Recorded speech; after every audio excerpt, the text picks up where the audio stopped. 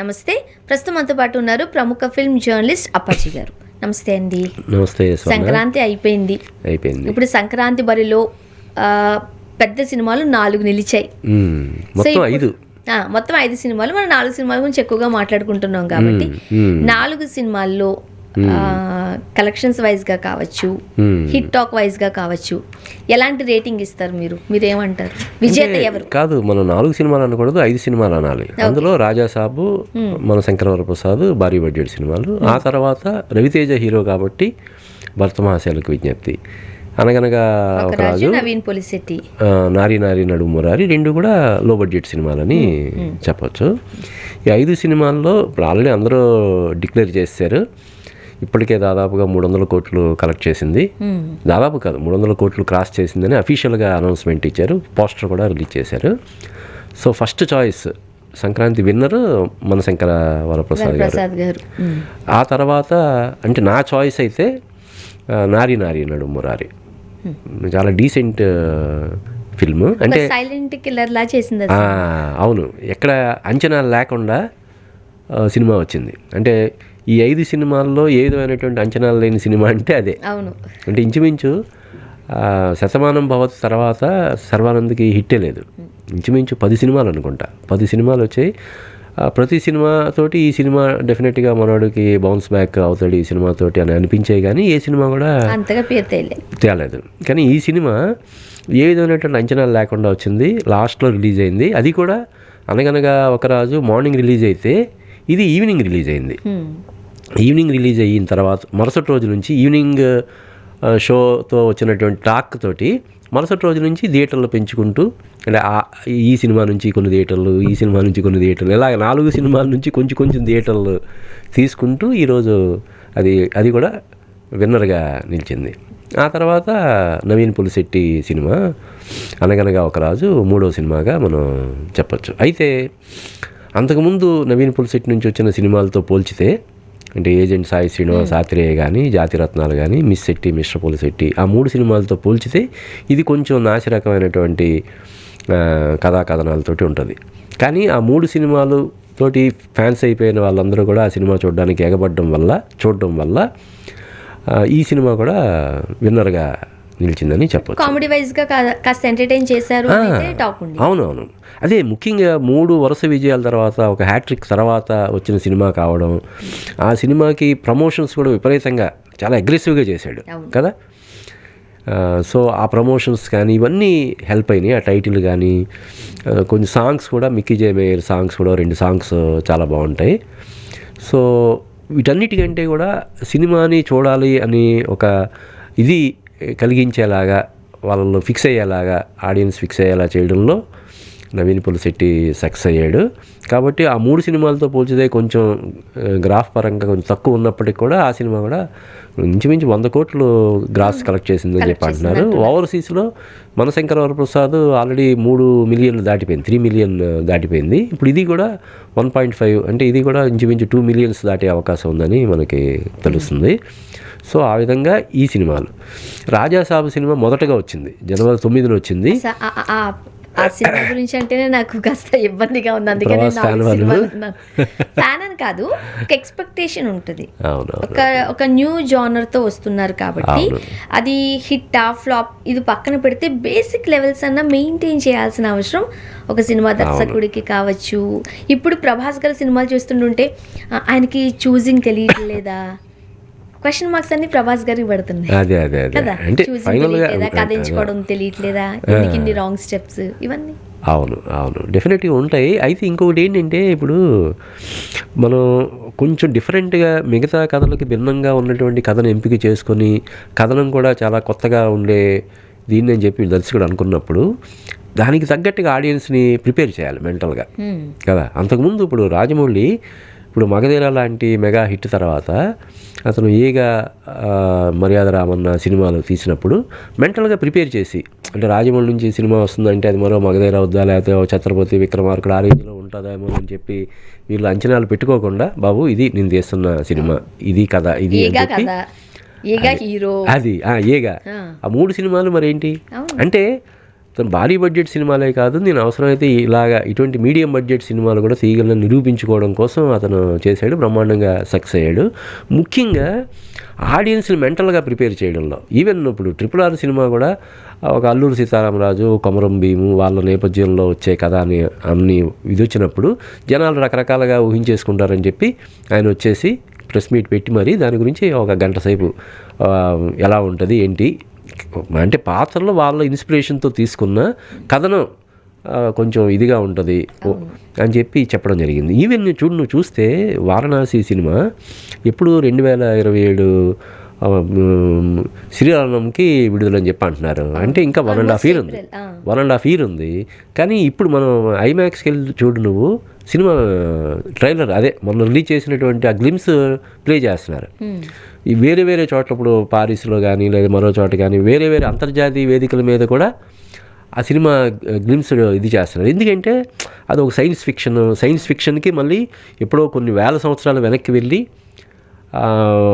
ఇది చేయడం కథ దీన్ని ముందే మెంటల్గా ప్రిపేర్ చేయడం కోసం ఉపయోగపడుతుంది అన్నట్టుగా ఆయన అంత జాగ్రత్తలు తీసుకుంటున్నాడు. అంతెందుకు మనం అంటే వాళ్ళ యొక్క స్ట్రాటజీ గురించి మనం మాట్లాడుతున్నాం. అదే బాహుబలి 1 అయినప్పుడు 2 సీక్వెల్ వస్తున్నప్పుడు అది సరిగ్గా ఆడదు, ఇలాంటి చాలా రూమర్స్ ఇండస్ట్రీలో ఉంటాయి.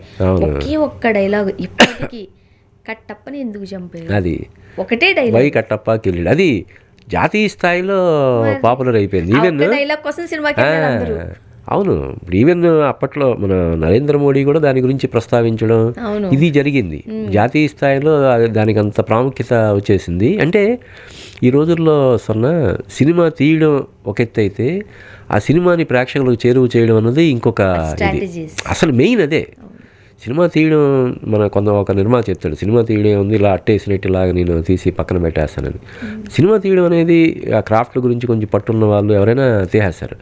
కానీ ఇది ఆడియన్స్కి ఎలా రీచ్ చేయాలి, ఆ మార్కెటింగ్ స్ట్రాటజీ అది చాలా ఇంపార్టెంట్. ఇప్పుడు మనం ఇందాక చెప్పుకున్నాం వారణాసి సినిమా ఫస్ట్ ఆ టైటిల్ అనౌన్స్ చేయడానికి, ఆ గ్లిమ్స్ అంటే ఆ సినిమా ఎలా ఉండబోతుంది అనేది ఇంట్రడ్యూస్ చేయడం కోసం ఒక ప్రెస్ మీట్ పెట్టి దాన్ని కూడా మార్కెటింగ్ చేశాడు రాజమౌళి కదా.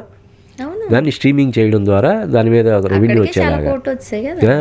ఇప్పుడు జననాయకనని ఇప్పుడు సెన్సార్ ఇబ్బందుల్లో ఉండి ఇంకా రిలీజ్ అవ్వలేదు. ఆ సినిమా కూడా మలేషియాలో ఈవెంట్ చేసి దానికి టికెట్ పెట్టి మరీ ఆడియన్స్ని అక్కడికి తీసుకురాగలిగారు. దాని మీద కూడా విపరీతమైన రెవెన్యూ వచ్చింది. అలాగా ఒక సినిమా మేకింగ్కి సంబంధించి కథనాలు, తర్వాత ఇప్పుడు ఇన్ఫిలిం బ్రాండింగ్ అనేది కూడా ఇప్పుడు చాలా. ఇప్పుడు ఈ వారణాసి సినిమాకి చూడు, నాకు తెలిసి 1300 కోట్లు బడ్జెట్ అంటే ఆ 1300 కోట్లు ఓన్లీ ఇన్ఫిలిం బ్రాండింగ్ ద్వారా తెచ్చేసుకుంటారు వాళ్ళు. మిగతాదంతా కూడా ప్రాఫిట్ లాగా. అలాగా ఆ విషయంలో డైరెక్టర్గా మారుతి కొంత తడబడ్డాడని మనం చెప్పొచ్చు. ముఖ్యంగా ఈ సలార్, కల్కి తర్వాత హ్యాట్రిక్ కొడతాడని చెప్పి బాగా అంచనాలు పెట్టుకున్నారు ప్రభాస్ ఫ్యాన్స్ అందరూ కూడా. కానీ దాన్ని అంచనాలు అందుకోవడంలో బాగా విఫలమయ్యాడు. అందువల్ల రాజాసాబ్ అనేది ప్రభాస్ ఫ్యాన్స్కి ఒక పీడకల లాంటి సినిమాగా అయిపోయింది. ముఖ్యంగా ప్రీ రిలీజ్ ఈవెంట్లో చేసినటువంటి హంగామా, మీకు నచ్చకపోతే ఇదిగో నేను పలానా విల్లాలో ఉంటాను, విల్లా నెంబర్ ఇది, హైదరాబాదు, కొండాపూర్ ఇవన్నీ చెప్పేసరికి ఫ్యాన్స్ అందరూ కూడా ఏదో ఒక రేంజ్లో వచ్చి ఉంటుంది సినిమా, లేకపోతే అంత కాన్ఫిడెంట్గా తొడగొట్టి ఎలా చెప్తాడు అని చెప్పి అనుకున్నారు. దానికి తోడేంటి కన్నుడి చావు కారణాలలాగా స్వర్ణ. ఈ టికెట్ రేట్లు పెంపుదలకు సంబంధించి మన తెలంగాణలో లాస్ట్ మినిట్ వరకు కూడా చాలా గందరగోళం. మేము ఉదాహరణకి మన మీడియాకి 9:30-10 గంటలకు షో అని చెప్పి ఇంటిమేషన్ ఇస్తే మేము వెళ్తే 1:30 కానీ సినిమా స్టార్ట్ అవ్వలేదు. అలాగే అక్కడికి దాదాపుగా 2000 మంది ఫ్యాన్స్ గుమిగూడి సినిమా చూడడం కోసం, వాళ్ళందరూ కూడా అసలు చాలా హల్చల్ అది చేశారు. నేను అయితే పుష్ప 2 సందర్భంగా జరిగినటువంటి సంధ్యా థియేటర్ ఘటన మళ్ళీ ఏమైనా పునరావృతం అవుతుందా అనేంత భయపడాల్సి వచ్చింది. సో ఇలాగా ఆ టికెట్ రేట్ల కోసం చివరి నిమిషం వరకు ప్రయత్నం చేయడం, ప్రీమియర్ షోలు క్లారిటీ లేకపోవడం. ఇప్పుడు మామూలుగా ఎంత సినిమా పీరియడ్ అయినా సరే 1:02 తర్వాత నిద్రను ఆపుకోవడం ఎంత కష్టంగా ఉంటుంది కదా. నీ సినిమానే 1:30కి స్టార్ట్ అయింది. అయితే ఆ తర్వాత కొంచెం ఎడిట్ చేసి, కొన్ని సీన్లు యాడ్ చేసి, కొన్ని డిలీట్ చేసి సినిమాని రిలీజ్ చేసినా కూడా అప్పటికే జనాల్లోకి బాగా వెళ్ళిపోయింది. దానివల్ల రాజాసాబ్ సినిమా డిసప్పాయింట్ చేసింది. మన శంకర్ వరప్రసాద్ అంచనాలను అందుకుంది. ఏదైతే అనిల్ రావిపూడి సంక్రాంతికి వస్తున్న తర్వాత సంక్రాంతికి వస్తున్న సినిమా డెఫినెట్గా దీంతో 3వ హ్యాట్రిక్ అతను. అంటే జెన్యున్గా మాట్లాడుకుంటే F1, F2 and last year వచ్చిన F2 అది. సో లాస్ట్ ఇయర్ వచ్చిన సంక్రాంతికి వస్తున్న వీటితో కంపేర్ చేస్తే మన శంకర్ వరప్రసాద్ అంత మార్క్కి వెళ్ళలేదు అన్న టాక్ ఉన్నా అదేం డౌన్ అయిపోలేదు. మెగాస్టార్ చిరంజీవి ఆ లుక్స్ కావచ్చు, ఆ యాక్టింగ్ కావచ్చు, దాన్ని హైప్ చేసింది. అక్కడ కూడా మనం అనిల్ రావిపూడి గారి స్ట్రాటజీ వర్కౌట్ అయిందనే చెప్పుకోవచ్చు. అవును, ఆ సాంగ్స్ బీభత్సంగా వెళ్ళిపోయి మీసాల పిల్ల పాట కానీ, శశిరేఖ పాట కానీ, చిరంజీవి వెంకటేష్ల మధ్య వచ్చే ఆ సంక్రాంతికి ఎరగదిద్దామనే పాట కానీ, ఇవన్నీ వెళ్ళిపోయాయి. కాబట్టి నువ్వు అన్నట్టు సెకండ్ హాఫ్లో కొంచెం కథనం పరంగా కొంచెం ల్యాగ్ లాగా అనిపించింది, అంతే పట్టు లేదు అని అనిపించిన ఈ అంశాలన్నీ కూడా దాన్ని ప్లస్ అయిపోవడం వల్ల ఇంకా దాని గురించి పెద్దగా ఆలోచించకుండా జనాలు ఎంజాయ్ చేశారు. ఈ రోజున దాదాపుగా 500 కోట్లు వసూలు చేసే అవకాశం ఉందని చెప్పి అంటున్నారు. ఇప్పటికే 300 దాటిపోయింది. కొంచెం హిట్ టాక్ ఉన్నా పర్వాలేదు, అందరూ ఉంటారు కాబట్టి పండగ వాతావరణం వెళ్ళిపోతారు. అవును, అది యాడ్ ఆన్ అవుతుంది యాక్చువల్గా. అంతే కదా, ఇప్పుడు సంక్రాంతికి సినిమా చూడడం అనేది మన ఈ ఆనవాయితీలో ఒక భాగం. పండుగ వనది పండుగ సెలబ్రేషన్స్ కదా.